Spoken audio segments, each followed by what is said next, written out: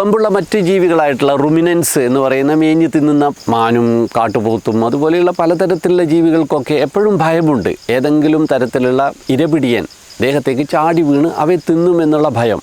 അതിനാൽ തന്നെ ഏറ്റവും വേഗത്തിൽ കിട്ടിയ അവസരത്തിൽ പരമാവധി പുല്ലും ഇലകളും ഒക്കെ വായിലാക്കി ഉള്ളിലോട്ട് കുത്തി നിറച്ചതിൻ്റെ ശേഷം സുരക്ഷിതമായിട്ടുള്ള ഒരു സ്ഥലത്ത് പോയിട്ട് പിന്നീട് വിശ്രമിച്ചിട്ട് ഉള്ളിലേക്ക് എടുത്തിരിക്കുന്ന ഭക്ഷണമൊക്കെ വീണ്ടും തികട്ടി വായിലേക്കെടുത്ത് അത് വീണ്ടും ചവച്ച് വൃത്തിയാക്കി ഉള്ളിലോട്ട് കൊണ്ടുപോകുന്ന ഒരു തരം അയവെട്ടൽ എന്ന് പറയുന്ന രീതിയാണല്ലോ അവർക്കൊക്കെ ഉള്ളത്. അപ്പോൾ ആനകളെ സംബന്ധിച്ചിടത്തോളം ആരെയും ഭയപ്പെടാനില്ല.